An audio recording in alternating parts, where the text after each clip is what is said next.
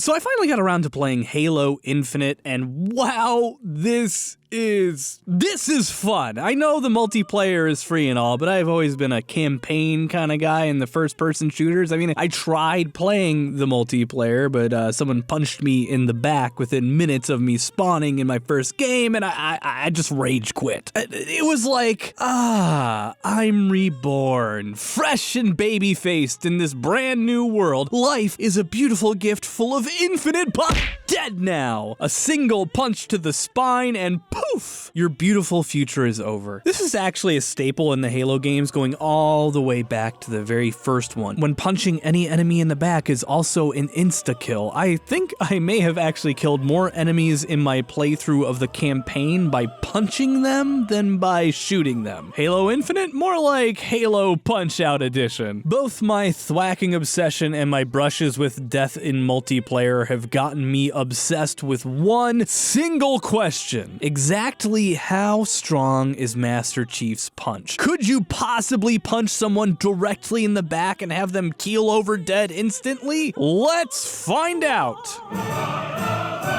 Now, there's a few things we gotta consider before we begin to unpack this question about Master Falcon Punch Chief's pugilistic power. Master Chief isn't just some guy in power armor like the Marines in StarCraft. Master Chief, or John 117, is a bona fide super soldier recruited at the age of 6 into the Spartan 2 program to be trained and educated for his entire life to become the best super soldier ever. Kinda like Kurt Russell in that 1998 movie Soldier. We don't have time for a full lore breakdown, but we're talking about a guy who did nothing but learn how to be an amazing soldier from the age of 6 and was cybernetically augmented at 14, a peak human specimen even before he puts on the armor. This is important to keep in mind because we're not talking about the baseline jabroni in a bar fight, we're talking about cyborg Batman. We will come back to some of the lore in a bit, but let's move on for a second and talk about human backs. I can't speak to the biology of aliens in the Halo franchise, so we're going to be looking at human victims today. Tanya, give me a back. What can we do to this to kill someone? Well, first of all, let's get rid of all these muscles. While very important for movement and control, they're not vital for staying alive. No, it's what's behind the muscles that's important, the spinal column. If there's an off button for the human body, it's this thing. This bad boy can fit so many nerves in it. The spinal cord is one of the most important parts of your body, because while you have a brain for thinking and running your organs, without the spinal cord, almost none of the stuff your brain actually tries to do would be possible. Almost every single vital nerve in your body runs through your spinal cord, starting at the base of the brain and running down, splitting off when it becomes necessary for the nerves to branch and leave to get where they need to go. Nerves are pretty squishy and fragile, so in order to protect them and make it possible for you to stand up without flopping around like a wacky waving inflatable arm flailing tube man, your spine is composed of 33 individual bones called vertebrae. In fact, that's where the term vertebrate comes from, in case you didn't know. It's not a perfect one-to-one, but generally speaking, the lower down on your body your organs are, the lower the main nerves for that part of your body run down the spinal cord before splitting off. The nerves that send signals to your legs to get them to move, for example, splits off at the lumbar spine section, specifically at around the L5 vertebra here, while your vocal cords are around C5 up here. Most of your vital nerves pass through the spinal cord, with a few exceptions. Any major damage done to the nerves inside the spine can create major problems for people, risking things like organ failure, numbing of parts of your limbs like fingers and feet, making risk of serious injury and infections very high, and in extreme circumstances, spinal injuries can cause straight up total body paralysis and death. Think of this thing as one long cable that's responsible for sending and receiving data to and from your body and brain, and any damage upstream can cause problems for systems downstream too, since all the wires pass through these different points. So knowing that pretty much all the signals for your body's organs pass through the spinal cord, do you think it's possible to kill someone by punching them in the back? The answer is absolutely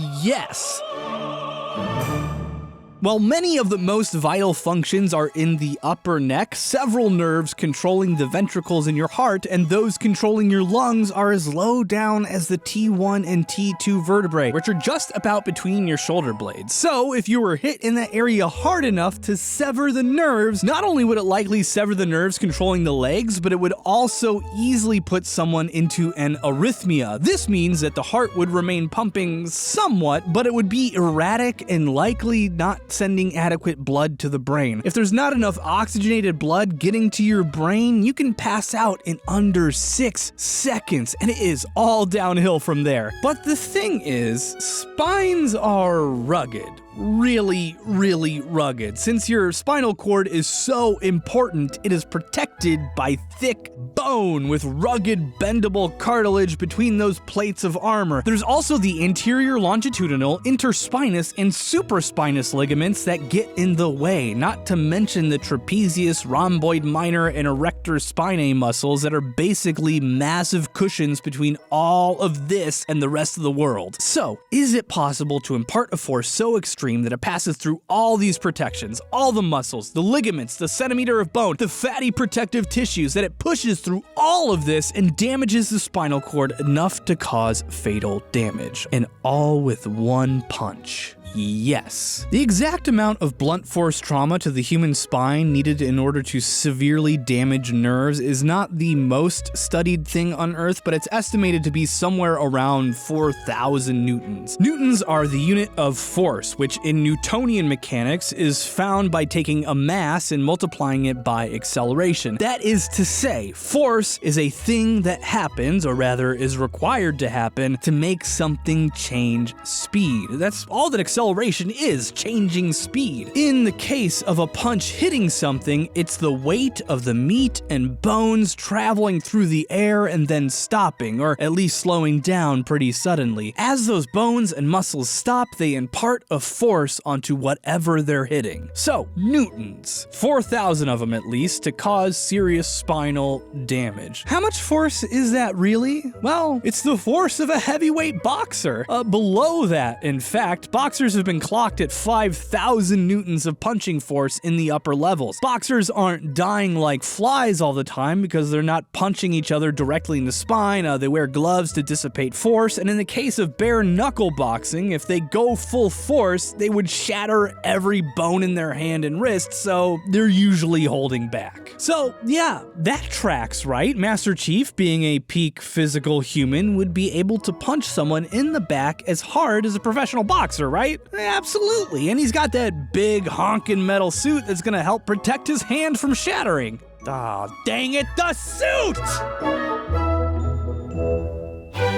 So, yeah, with all those facts established, it's totally plausible that Master Chief could punch a normal, unprotected human being to death in a single blow to the back, but there's a problem. This works in multiplayer, against other people in Spartan suits, and against elites in the campaign who are also wearing armor, and both of these victims have something else going on. A freaking energy force field. So, I don't know, I guess we gotta brew ourselves a cup of Earl Grey and dig a bit more into the lore of Halo. Shall we? So we've already gone over how John 117, as a graduate of the Spartan 2 Super Soldier program, is already an absolute unit just as a default, and is, in all likelihood, probably stronger than any currently living person on Earth. But then we put this guy into the Mjolnir-powered assault armor, and he's upgraded immediately to, oh lord, he coming! We can't go over all the lore of the suit because there's a lot, but we can hit the high points. In Halo Combat Evolved, Master Chief is seen sporting the Mark V Mjolnir armor, which is the first suit to incorporate a 15 megajoule energy shield, which was only made possible by the invention of the miniature fusion reactor core that is small enough to actually be placed inside the suit itself. The metal exoskeleton is some sort of really strong titanium alloy metal shell that is going to increase resistance to blunt force trauma and bullets. The last part that matters for our purposes is the hydraulic capillary secondary system that essentially doubles the strength of whoever is wearing the suit. It also takes our 6 foot 10 inch, 290 pound super bro and turns him into a guy who's over 7 feet tall and weighs over 1,000 pounds. Master Chief does eventually upgrade to a Mark 6, but all of these specifications that are relevant to us seem to remain mostly the same. So our first barrier is the energy shield, which is actually pretty difficult to articulate the strength of. The lore states that it's a 15 megajoule shield, which is 15 million joules of energy, but this doesn't necessarily mean that it can withstand 15 megajoules of damage before failure. In fact, I tested this with my editor Tanya in a private match, and it seems as though it takes quite a bit less than this to shatter the shield. A single round from the sniper rifle is enough to knock out the shield completely. The sniper rifle fires 14.5 by 114 millimeter rounds, a real ammunition from our real world that has a muzzle exit velocity of 1 kilometer per second. Weighing in at 66.5-ish grams, this puts the kinetic energy of the bullet at 33,250 joules, way below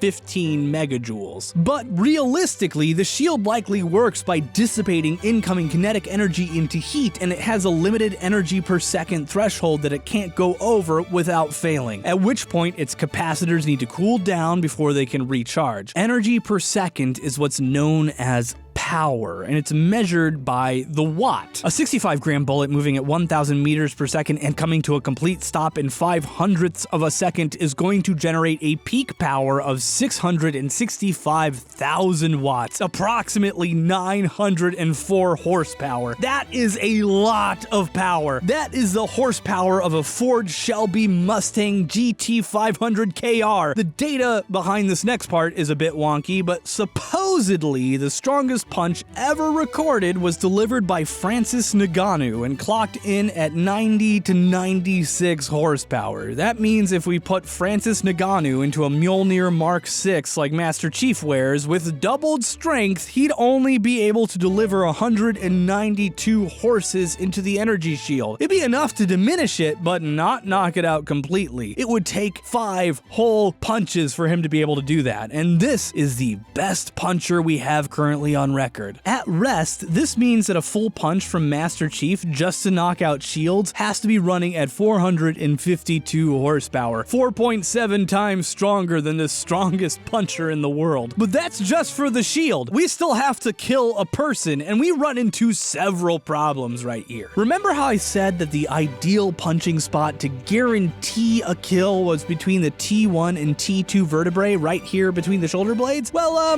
look at this armor. Standing between a fist and a T1 and T2 vertebrae on a Spartan is literally the thickest part of the armor. There is no way any fist is going through this, period. Thankfully, not all hope is lost. In fact, if Master Chief punches in the right spot, it turns out the only thing that makes a major difference in how much punching force he needs to impart is the energy shield itself. All that force in the fist is still imparted into the body under the armor. The problem with this thick part here is that it will spread all that force out, so it delivers practically no direct pressure to the bones underneath, but there are still weak points. If you, for example, hit your opponent in the back of the head with a massive punch, that means the head will rock forward suddenly, causing shear strain on the cervical vertebrae and on the spinal cord that runs through it, which can not only damage the nerves that run to the T1 and T2 area, but the ones that run to your diaphragm that tell you to breathe and control your arms and the rest of your heart. The helmet might protect you from brain damage, but if you put enough leverage on the cervical column, you could cause complete paralysis in the entire body. In fact, even if you don't outright kill your opponent, if they're entirely incapacitated, what's the difference? They're not fighting anymore, so they are effectively eliminated. This area of the neck is also vulnerable to direct strikes, since it needs to remain articulate to allow full range of motion, so punching anywhere here is going to cause problems. How hard exactly, in our best case scenario, would Master Chief have to be hitting in order to get through this energy shield and impart enough force into the spine to cause permanent paralysis and or death? Well, it would take a punch 9.4 4 times stronger than the strongest punch in history to pop the shield, which would be roughly 51.8 thousand newtons of force, with an additional 4.5 thousand on top in order to either directly traumatize the cervical column or bend the head forward enough to do so with leverage. That is a grand total of 56.3 thousand newtons of force. How much force is that? Well, it's more or less double the bite force of a 1-ton saltwater crocodile delivered through a human fist. This means wearing the power armor, Master Chief, in theory, should be strong enough to lift almost 6 metric tons completely off the ground, which actually seems pretty consistent with the game. That's roughly the weight of a semi-truck cab, and at least in the first game, he can flip an entire Scorpion tank right side up with his bare hands. In real terms, this means that our Spartan soldier wearing his armor would have to be punching almost 6 times harder than the strongest human being would be if they were in the armor. With heavyweight boxing punches reaching 32 miles per hour, this would mean that Master Chief's metal punching fist would be reaching speeds of over 300 miles per hour. That is faster than alcohol dragsters go in a race at top speed from a fist. If this punch hits you unprotected almost anywhere, it would be, best case scenario, a trip to the hospital with immediate surgery to treat your ruptured organs and internal bleeding and shattered bones if you didn't die outright. And honestly, his punch without armor is a sight to behold too, being over 5.5 times stronger than the strongest punchers on our planet. The only thing that would keep you alive in a bar fight with this guy is if he held himself back so he didn't shatter the bones in his hand, which he would if he punched anything at full force. You would probably die, but you could take solace in knowing that while you are taking a trip to the morgue, he's going to be taking a trip to the hospital to treat his powderized hand and shattered wrist. And honestly, when it's all said and done, killing a person with one punch really is not all that crazy. Australia actually tracks single punch deaths, and they average about 6 deaths a year from people who were punched only once. The truth of the matter is that any form of blunt force is dangerous, and it's absolutely possible to kill or otherwise permanently injure someone with only one single blow. So why wouldn't a super soldier wearing super powered armor with a fusion reactor who's been trained in the art of efficient murder be capable, when sneaking up on an unsuspecting enemy, of taking them down with one well-placed punch to the back of the head or neck? I have no answer for how he's able to kill people by punching them in the back of the knees, however. I guess even the best thought-out combat games require us to use our imagination sometimes. Sincerely, Austin.